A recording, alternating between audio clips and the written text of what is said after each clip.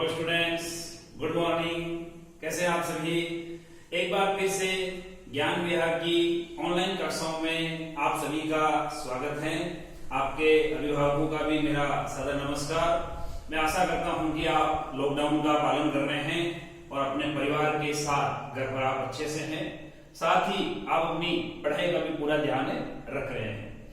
जैसा कि विद्यार्थियों, अभी आपको पता है कि अपने सामाजिक विज्ञान की कक्षा के अंदर अपना जो लेसन नंबर 6 है, केंद्र सरकार, सेंट्रल गवर्नमेंट, वो भी चल रहा है।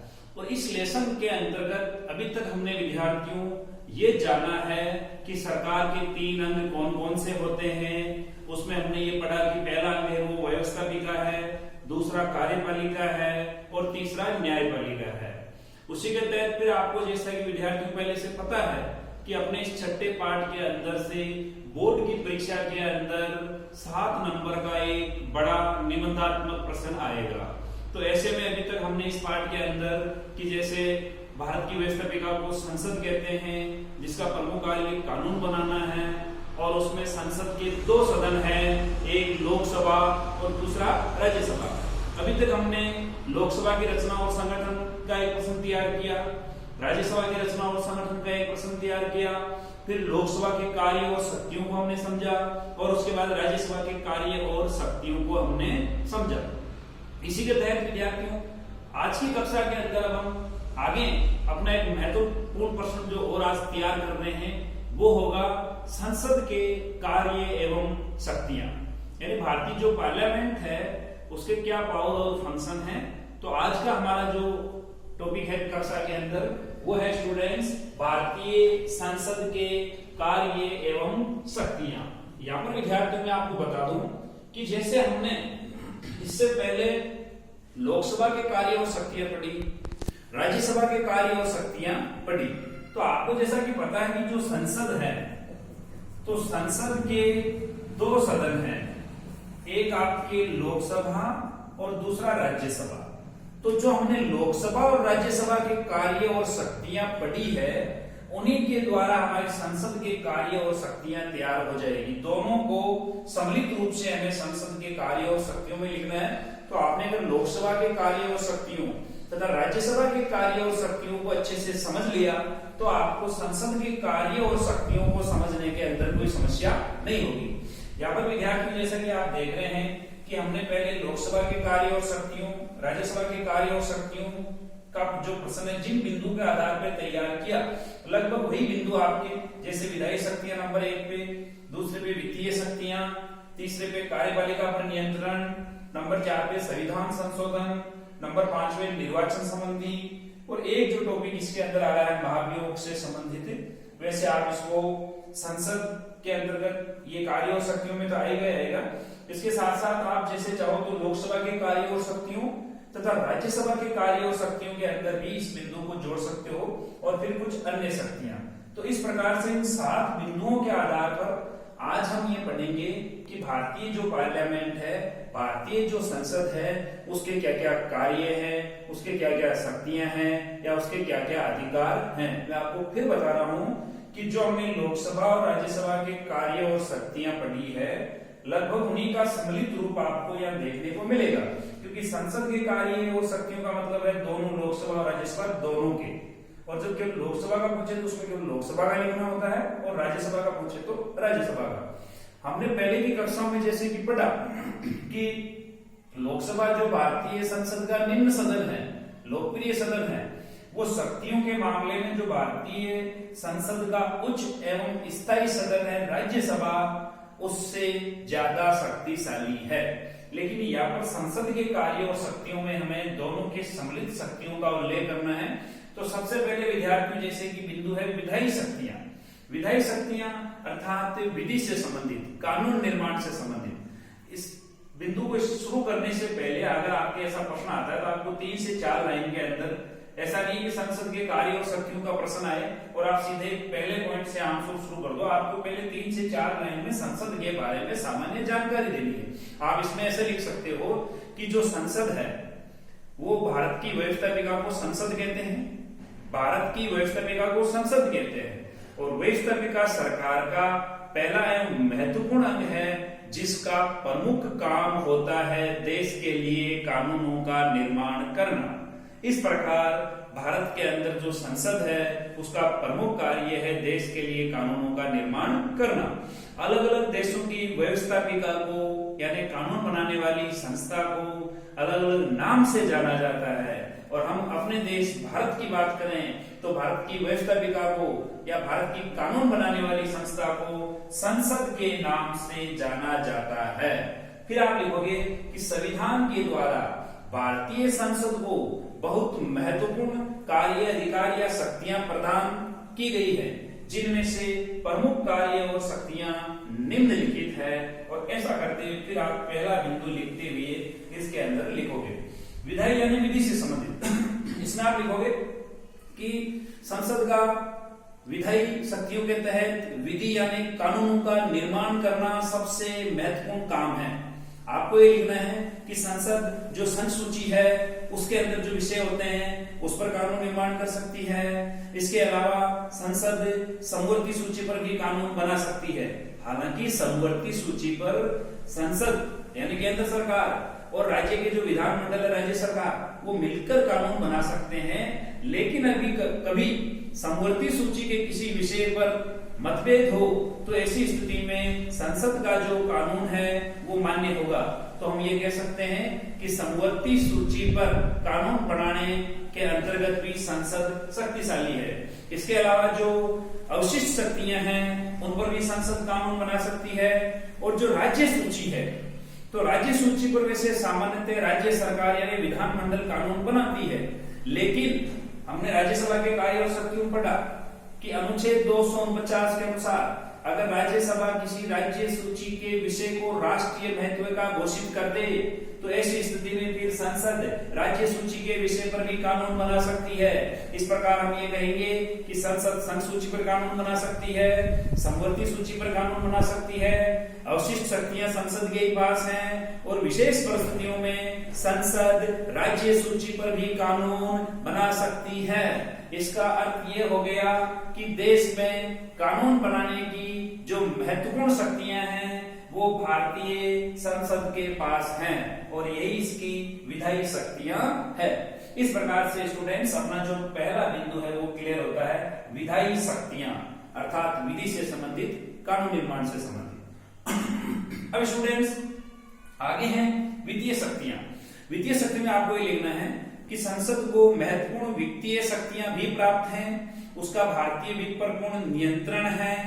वित्त मंत्री के द्वारा हमेशा जो बजट होता है, आय व्यय का जो विवरण, वो लोकसभा के अंदर से पारित करवाना पड़ता है, और बिना संसद की परमिशन के जो भारत सरकार है वो वित्त को खर्च नहीं कर सकती है, धन को खर्च नहीं कर सकती है, संसद से उसको पारित करवाना पड़ता है। इस प्रकार से हम ये कहेंगे कि भारत की संसद को वित्तीय क्षेत्र में भी महत्वपूर्ण शक्तियां प्राप्त हैं, जिनका वो समय समय पर संविधान के अनुसार प्रयोग करती रहती है।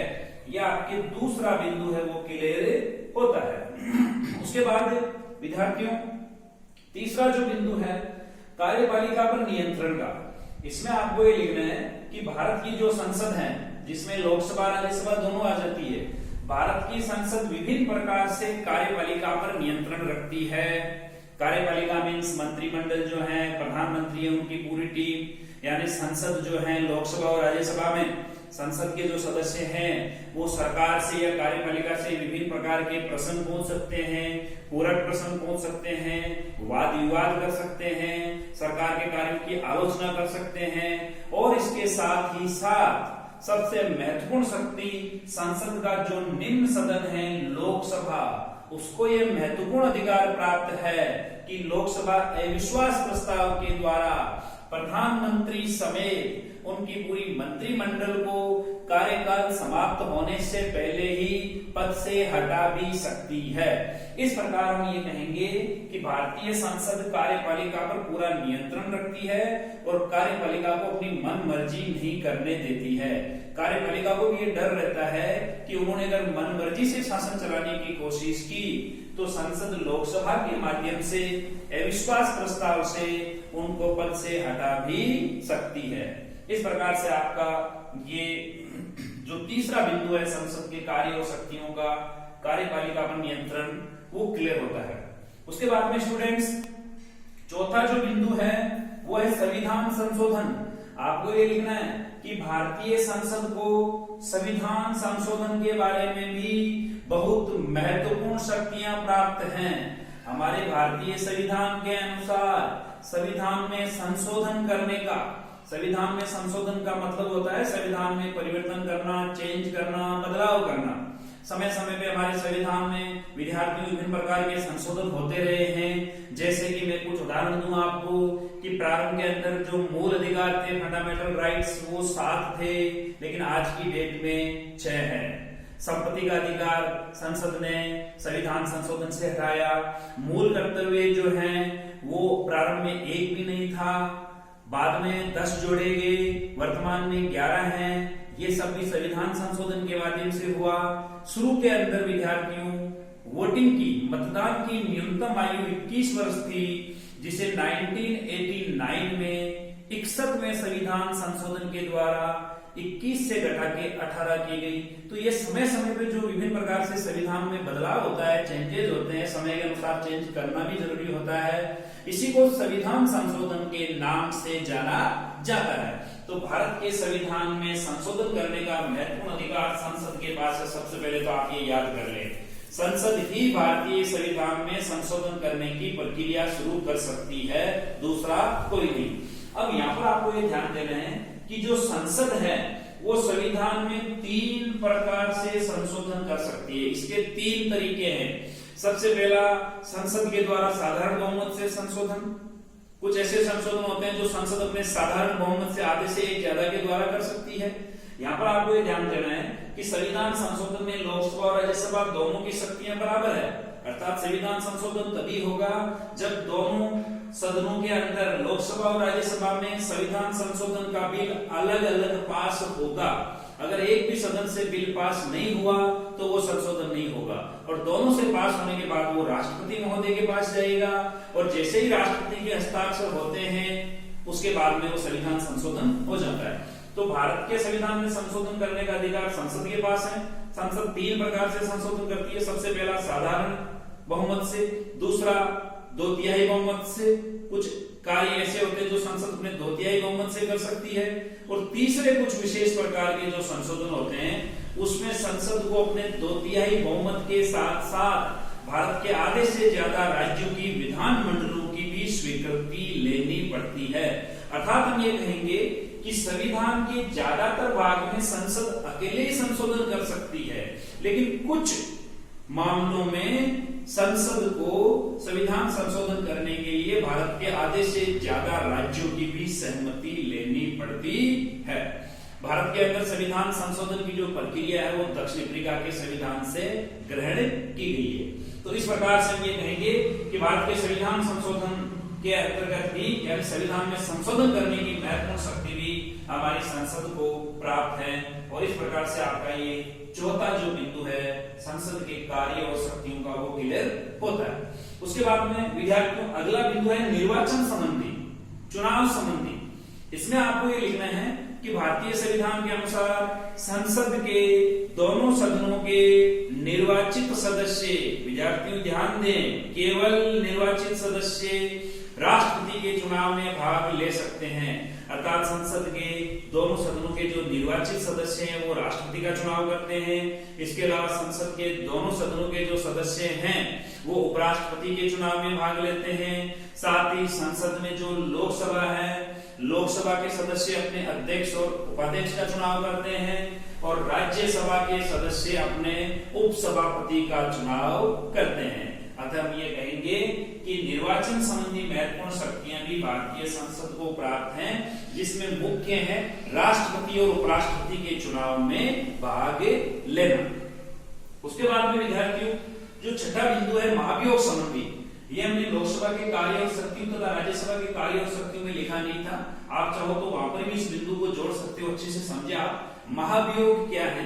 इम्पीचमेंट। देखिए विद्यार्थियों, भारतीय संविधान के अनुसार राष्ट्रपति या जो भारत के उच्चतम या उच्च न्यायालय के न्यायाधीश होते हैं, उनको उनके कार्यकाल से पहले ही अगर वो नियमों के हिसाब से कार्य नहीं कर रहे हो, संविधान का उल्लंघन करते हुए पाए जाए, तो उनके कार्यकाल से पहले ही उनको केवल एक ही विधि से हटाया जा सकता है और उस विधि का नाम है महाभियोग। अर्थात राष्ट्रपति और भारत के न्यायाधीशों को कार्यकाल समाप्त होने से पहले ही भारतीय संसद के द्वारा केवल एक ही विधि से हटाया जा सकता है और वो है महाभियोग। महाभियोग से हटाने का अधिकार केवल संसद के पास है। मैं आपकी जानकारी के लिए बता दूं कि आजाद भारत में आज तक किसी भी राष्ट्रपति या किसी भी न्यायाधीश को महाभियोग की प्रक्रिया के द्वारा हटाया नहीं गया है। ये एक जटिल प्रक्रिया है। इसमें जैसे कि राष्ट्रपति को अगर हटाना है तो हटाने से 14 दिन पहले उन्हें सूचना देनी पड़ती है और उसके बाद में दोनों सदनों के अंदर महाभियोग का प्रस्ताव तभी पास होता है जब राज्यसभा और लोकसभा दोनों सदनों में 2/3 बहुमत से संविधान संशोधन की तरह महाभियोग तभी सफल होगा जब संसद के दोनों सदनों में 2/3 बहुमत से प्रस्ताव पास हो जाए और संसद के दोनों सदन अगर 2/3 बहुमत से प्रस्ताव पास कर दे तो उसी दिन से राष्ट्रपति या अगर कोई न्यायाधीश हो तो वो पद से हटा हुआ माना जाता है। ये महाभियोग संबंधी शक्तियां हो गई। उसके बाद में स्टूडेंट्स कुछ अन्य शक्तियां हैं संसद की। तो अन्य शक्तियों में जैसे हम भारत का जो राष्ट्रपति है भारत में आपातकाल या संकट काल की घोषणा करता है। जैसे राष्ट्रपति की संकटकालीन शक्तियों में अनुच्छेद 352, अनुच्छेद 356 और अनुच्छेद 307 ये 3 प्रकार से आपातकाल या इमरजेंसी भारत में लागू हो सकती है। 352 जो है इसका आज तक 3 बार प्रयोग हुआ है। 356 राज्यों में लागू होती है। राज्यों में राष्ट्रपति शासन संवैधानिक तंत्र की विफलता में इसका पूरे भारत में 100 से भी ज्यादा बार प्रयोग हो चुका है और ये वित्तीय आपात है। आज तक भारत में इसका एक बार भी प्रयोग अभी तक नहीं हुआ है। तो यहाँ पर आपको अन्य शब्दों में लिखना है कि राष्ट्रपति के द्वारा किसी भी प्रकार की आपातकालीन अगर लागू किया गया है, संकटकाल या आपातकाल या इमरजेंसी लागू की गई है तो उसको कंटिन्यू रखने के लिए, लगातार आगे जारी रखने के लिए संसद की स्वीकृति आवश्यक है। राष्ट्रपति के द्वारा जारी किया गया, लगाया गया आपातकाल अगर संसद ने उसको स्वीकृति नहीं दी तो आगे जारी नहीं रहेगा। इस प्रकार से हम ये कहेंगे कि जो आपातकालीन शक्तियां हैं राष्ट्रपति की, उसमें नाम तो राष्ट्रपति का है लेकिन वो भी आपातकाल तभी लागू रहेगा जब संसद उसको स्वीकृति देगी। इस प्रकार से विद्यार्थियों हमने देखा कि संसद को विधायी, वित्तीय, कार्यपालिका पर नियंत्रण, संविधान संशोधन, निर्वाचन संबंधी, महाभियोग संबंधी व कुछ अन्य महत्वपूर्ण शक्तियां प्राप्त हैं और इन सब का प्रयोग करते हुए संसद भारत में अपना काम करती है और सबसे मुख्य इसका जो काम है वो है विधि का निर्माण करना अर्थात कानूनों का निर्माण करना। तो इस प्रकार से स्टूडेंट्स आज का अपना ये टॉपिक क्लियर हुआ है। मैं आशा करता हूं कि आप इसको अच्छे से समझ गए होंगे। साथ ही विद्यार्थियों, आप में से कई विद्यार्थी जो भी इस साल कक्षा 10 की बोर्ड परीक्षा दे रहे हैं, जिनके भी 2 पेपर गणित और सामाजिक विज्ञान के लॉकडाउन की वजह से, कोरोना महामारी की वजह से शेष रह गए हैं, तो मैं ऐसे विद्यार्थियों के लिए कहना चाहूंगा कि जैसे आज भी न्यूज आई थी कि अब 10वीं की शेष परीक्षाएं नहीं होगी सीबीएसई में, तो आपको विद्यार्थियों भ्रमित नहीं होना है। ये न्यूज सीबीएसई के लिए है। राजस्थान बोर्ड की आपकी गणित और सामाजिक विज्ञान की जो परीक्षाएं हैं वो जैसे स्थिति सामान्य होगी, बहुत जल्द होगी, वो कैंसिल नहीं होगी। आप अपनी पढ़ाई अच्छे से जारी रखें और किसी भी प्रकार की अफवाहों पे ध्यान न दें कि परीक्षा नहीं होगी। बहुत जल्द आगे आने वाली एक स्पेशल क्लास के अंदर आपको आपकी बोर्ड परीक्षा जो इस साल होगी उसके अंदर आने वाले सामाजिक के महत्वपूर्ण प्रश्नों के बारे में भी आपको जानकारी दी जाएगी। तो इस प्रकार से विद्यार्थियों, मैं आशा करता हूं कि मेरी इस ऑनलाइन कक्षा का आप लाभ उठा रहे हैं। इसी के साथ मैं मुकेश बराड़ा एक बार पुनः आप सभी का हार्दिक आभार और अभिनंदन करता हूं। नमस्कार।